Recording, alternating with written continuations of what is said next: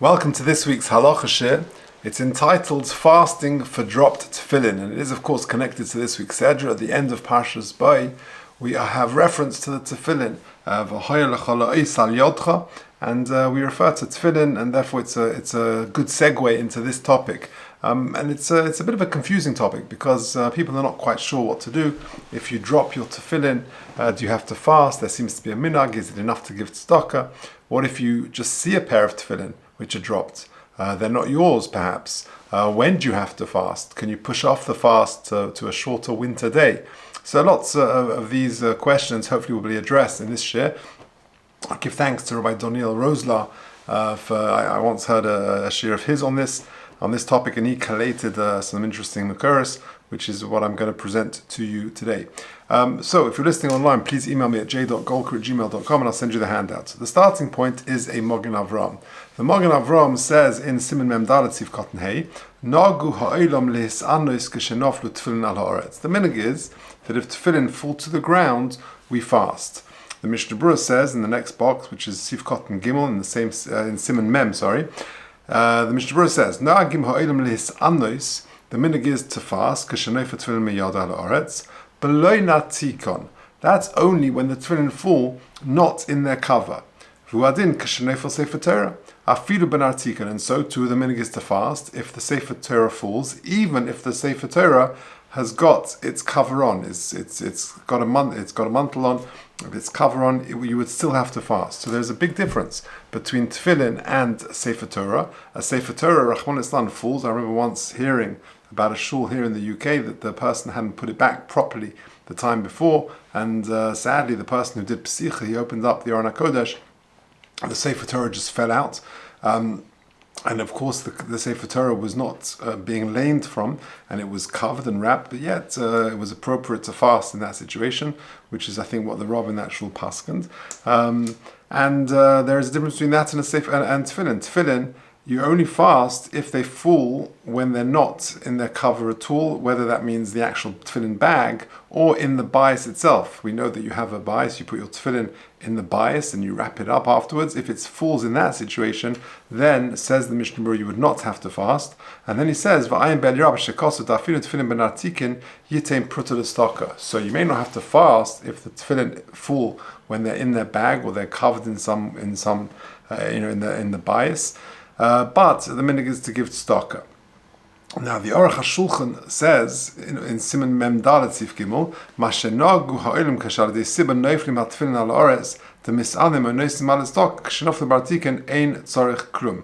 So in other words, the Mishnah Berurah says that if the custom is to give tzedakah if they fall when they're in their bag or if they're in the bias, they are wrapped. But the minhag is to give tzedakah, but the Aruch HaShulchan says no need to.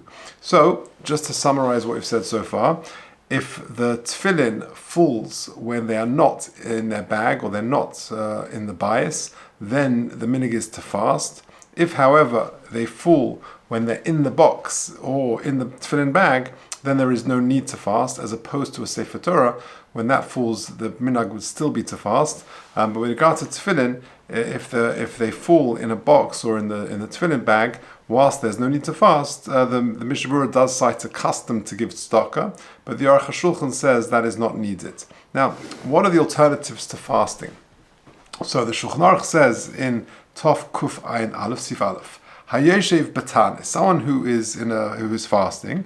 Im Yochel Lisbal Atanis Nikra Kodesh. If you can cope with fasting, he is called a Kodesh. He is called a holy person. V'im Lav Kugoyin She'ena Bari V'Chazok Nikra Chayta. And if he's not able to, because he's not healthy, he's not strong enough, he's called a Chayta. Now the Be'er says, Talmud Chacham She'teirosai Umnosai. A person who is learning, that's his main occupation. He's in Kollel, he's in Yeshiva. Ein tzarich lesagif atzmei kol kach. He does not need to afflict himself so much al ha'avonos on his sins. Ve'yilmod yosim ma'asher hayiragil. An alternative to fasting, says the Be'er, is that he should just extend his learning. He should learn a little bit more than he would normally learn. For Kosvus Sifrei Hamusa, the Be'emtza Achilosei, I've got an alternative as well. That in the middle of his eating, Ba'oitchehu mis'ave lechol, when he's still got an appetite to eat more, Yimshech yodei mimena, he should refrain from eating more. He should hold his hand back. For zen nechshav lo l'sik of gadol. In a way that's even greater than fasting. Because if you're not eating, it's hard. You're not eating. But if you're in the middle of a meal and then you sort of leave the rest of the food on your plate and you don't eat any more, or don't take any more from the serving dish, then that's considered siguf gadol, a great affliction, which in a way is even greater than fasting. And then the Mishnah Berurah says on that siman, Ra'isi kosov b'sefer echad, shekashe adam reitze lisnadev tanis, when a person wants to fast for whatever reason, tov yoseh sheyikabel tanis min hadibur. You know what he should do? He should do a tanis dibur. He should fast from talking. Better that than fasting than from eating.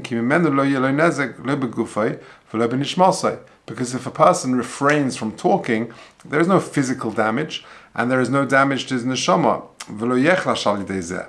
In other words, if a person holds back from eating, so that could damage his body if he doesn't eat sufficiently. That could physically damage him, but also spiritually as well. If he's got a headache and therefore he can't learn properly, he can't daven properly, so it could affect him spiritually.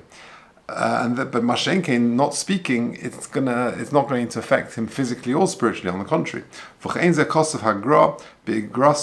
Gaon writes in his letter,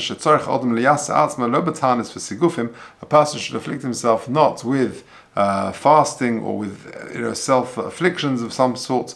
He should sort of put a strap around against his mouth of a tavos of a tshuva, and that is considered tshuva. So those are possible alternatives to fasting, to hold back from eating when you're still a little bit hungry, or to do a tanis dibur. Now, in the Piskei Tshuvas, he brings, that's the bottom box in paragraph 2, he brings in Siman Mem, v'toiv she'yikabel elov hatanis b'mincha. The normal story is that you should be mekabel a tanis at mincha, i.e. the mincha the day before you fast, you accept upon yourself the tanis. V'zokei nechela yicholosh yipodeh hatanis b'staka. But somebody who is unable to fast, for example, he's old, he's unwell, he's weak, he should give tzedakah instead. Dahainu. Now, how much should he give? Sheyitin tzedakah sach haschum she'oyle loisof shel yom echad. The amount it costs for one day's food. So you calculate what does what I normally have for breakfast, for lunch, for supper, for whatever else. Work out how much that costs, and you pledge that amount to tzedakah. And in later years, nowadays, there is a sort of a weakness. We back in the day, and you look in the Gemara, people would fast very often, and even up to fairly recently, fasting seemed to be easier. But nowadays, people struggle with it. Says the Piskei Tshuvas that the minhag is not to fast the whole day. If a person is not strong enough, then he can fast half day. And when he can possibly redeem it also with tzedakah, he should fast half a day. And there are other possibilities as well. For example, the tanis dibur, what the Mishnah Berurah mentioned, which is what the Be'er Heitziv said, to learn a little bit more. And another possibility is to just be more careful with how you look after your tefillin, the limud halachas tefillin, and to learn the halachas of tefillin v'chiyetzi b'zeh lefi ra'os einei hamoira. And those are some of the possibilities that the daim, the pasuk, the rav could paskin for a person who has dropped his tefillin if, for whatever reason, he doesn't want to fast. So there are alternatives. If the tefillin fall when they're still in the bag or in the tefillin box, the divrei kol ein tzorach l'salas aliyitei in schum l'staka. Then it's clear you don't need to fast, and it's sufficient to give an amount to staka. V'cheinim lo nofla al ritzba mamish, and so too, if they don't fall properly on the ground, ela al izakli, but they fall on a table, on a chair. Im noflu derech bizoin, that would also then be no need to fast in that situation. Im noflu derech bizoin yitin staka. If, however, they fall in a very degrading way, then but then you wouldn't need to fast. So that's the situation so far. Let's just summarize quickly. So if a Sefer Torah falls, even though it's covered, one should fast. If the tefillin falls, if they're in the tefillin bag or in the box, in the batim, then there would be no need to fast. The Mishnah Berurah cites a custom to give tzedakah. The Aruch HaShulchan says it's not necessary. But if they fall when they're not in the box or tefillin, but they're just open and exposed and they fall onto the ground, then the minhag is, the Magen Avraham says, to fast. There are alternatives to fasting, such as refraining from eating more if you're still hungry, to just hold back from eating more, or to add to your learning quota. Certainly for someone who's who's teroso yomnoso, he's in kollel or is learning in yeshiva, and therefore it might have sort of affect him. He won't be able to learn or daven properly, and therefore he should either add to his learning. The alternative is also to do a tanis dibur, and the Piskei Tshuva brings that as well, that there is a possibility for someone who is weaker or older to give tzedakah or to fast a half day rather than a full day. Okay, now. And then he concluded, the Piskei Tshuva concluded that if there's only if v'cheinim lo noflu al haritz b'mamish el al ezekli im noflu derech b'zon yitain tzedakah, that if they don't fall on the ground properly but are rather on a chair or on a table or something, but in a sort of a degrading way, then he should rather give tzedakah than fast in that situation. Now, the question is, when do you fast? So the Be'ehitiv says. Misha Neuflin, this is on paragraph 3, this is in Tovkov Ein Aleph. Misha Neuflin lo tefillin yis'ana ba'isa yoyim v'im b'shabbos l'machar. That a person should fast that day. In other words, Shachris, you're wrapping up your tefillin, you take them off and then they fall. Then you should fast that day. If for whatever reason it was a Shabbos that they fell, then you obviously don't fast on Shabbos and you fast the next day. By the way, there are poskim who say that only if there's negligence involved, you weren't careful enough. But if it was an accident, then not. But I haven't seen that in the more sort of mainstream Sfarim. But if it's just that the straps were hit the ground, that's nothing. One should try and avoid that, but that's not considered fast worthy. Okay. Now, the Das Noitze quotes is a collection of tshuvas or questions that were put to Reb Chaim Kanievsky, and in Chelek Gimel in Tshuva Tov Tov Dalet, the question was, can you push off the fast to a shorter winter day? Let's say it's a long summer day, and you're going to have to fast a long day. That's pretty tough. Can you push off the fast to a short winter day where it's much more straightforward, much easier? So he says no. Like we said here in the Be'ehitiv, he's got to fast on that day that the tefillin fell, or the following day. Unless, of course, it's a day where you're not allowed to fast. There are some days where you're not allowed to, Rosh Chodesh, Chanukah, etc. Now, what if you just see tefillin which are dropped? So in the Piskei Tshuvas, in Simon Mem, O space, he says this: Haraya tefillin shenoflu ein zokuk lekapara. Just because you saw it doesn't mean that you need to fast. You don't need any kapara. That's only true for a Sefer Torah. If a Sefer Torah falls, it might not be your Sefer Torah, but you still have to fast. If you see somebody else drop his tefillin, you don't need to fast just because you saw it. What about if it was your tefillin, but somebody else used them? Or somebody else knocked them and pushed them to the floor? The person who dropped them, he needs the kapara, and therefore he needs to fast. However, but if the owner of the tefillin saw it, then he should give us an amount to tzedakah.